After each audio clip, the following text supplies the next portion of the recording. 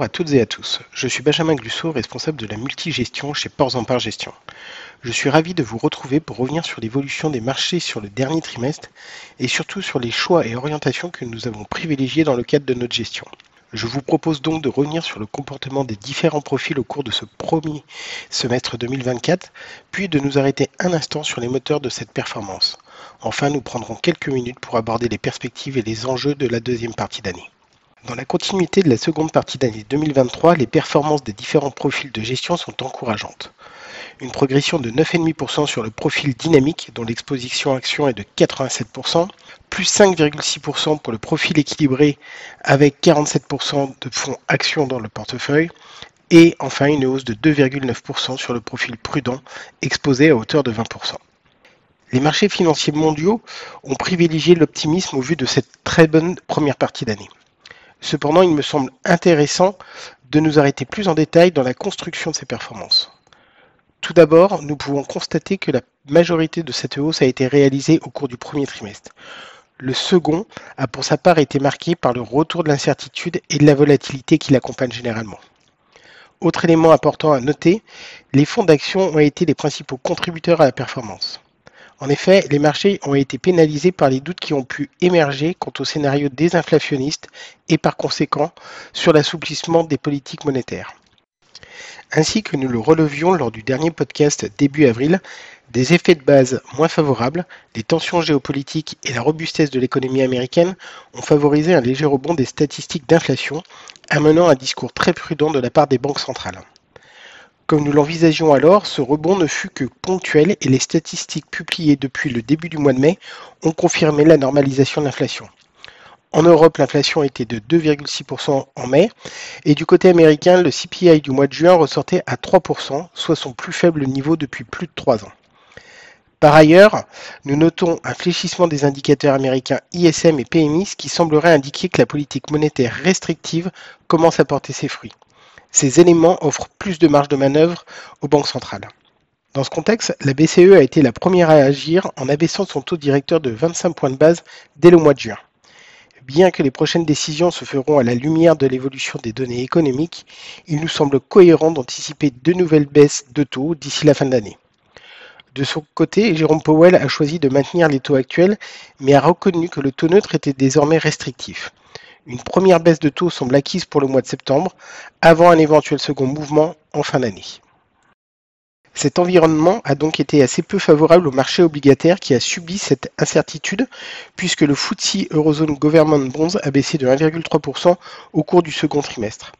Malgré ce contexte difficile, les fonds d'allocation flexibles, tels DNCA Invest Alpha Bonds, qui a progressé de 0,85%, ou les fonds à duration courte, tels Carmignac Sécurité, plus 0,92%, ont su tirer leur épingle du jeu et ont permis de limiter l'impact négatif. Si les marchés d'actions se sont mieux comportés depuis le début d'année, on note une nouvelle fois que l'essentiel de la performance s'est faite sur le premier trimestre.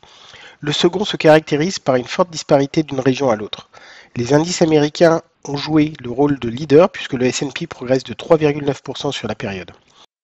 Il est intéressant de relever que cette progression est une nouvelle fois tirée par la hausse du secteur technologique et principalement des 7 magnifiques qui bénéficient des perspectives de croissance que l'émergence de l'intelligence artificielle fait naître.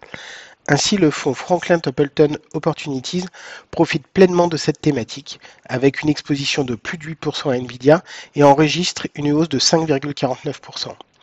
Le fonds Nordea North American Stars affiche également une nette performance tout en proposant une diversification accrue puisqu'il est exposé à hauteur de 15% aux valeurs financières et 13% au secteur de la santé. De leur côté, les actions européennes ont nettement marqué le pas et ont terminé le trimestre en territoire négatif. Le retour du risque politique fut le catalyseur de ce retournement, principalement sur les marchés européens et notamment français. En effet, en réaction aux résultats des élections européennes, la dissolution de l'Assemblée nationale française annoncée par le président Macron a ouvert une longue page d'incertitude politique. La réaction fut immédiate sur les marchés financiers. Les spreads de crédit se sont creusés au détriment de la France et ont atteint les niveaux records que nous avions connus en amont de l'élection présidentielle 2017. De son côté, le CAC 40 a nettement sous-performé les indices européens puisqu'il abandonne 8,9% sur le trimestre, expliquant en grande partie la baisse des indices continentaux et notamment de la zone euro. Une fois encore, le choix de nos supports d'investissement nous a permis de limiter l'impact de la résurgence des tensions politiques. En effet, le fonds BlackRock Euromarkets, qui a baissé de 2,13% sur la période, et Ports en Part Opportunité ISR, moins 0,01, ont bénéficié de leur importante diversification, tant sectorielle que géographique. En revanche, nous notons la poursuite de la sous-performance des segments des petites et moyennes capitalisations depuis le début de l'année. Nous choisissons de maintenir notre exposition notamment en raison d'une décote de valorisation excessive et historique face aux grandes capitalisations. De plus, nous maintenons notre scénario d'assouplissement de la politique monétaire de la part de la Banque centrale européenne, ce qui devrait favoriser cette classe d'actifs. En effet, nous avons noté une dynamique positive des flux dans le courant du mois de mai, dynamique interrompue par le retour du risque politique que nous avons évoqué précédemment.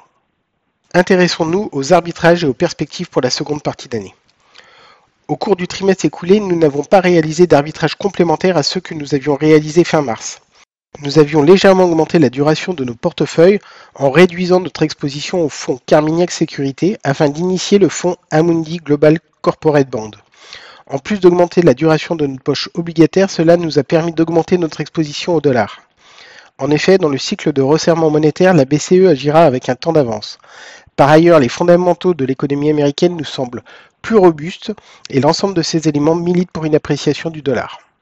L'exercice de projection est toujours difficile à réaliser, mais nous gardons à l'esprit que le troisième trimestre offre une saisonnalité historiquement défavorable, notamment les mois d'août et de septembre. Par ailleurs, comme nous l'avons déjà vu ces dernières semaines, plusieurs catalyseurs exogènes pourraient soutenir le retour de la volatilité. En cette année 2024, la période sera marquée par la campagne pour l'élection présidentielle américaine. L'un des principaux thèmes de campagne sera la poursuite de la montée du protectionnisme initiée par M. Trump et poursuivie par M. Biden.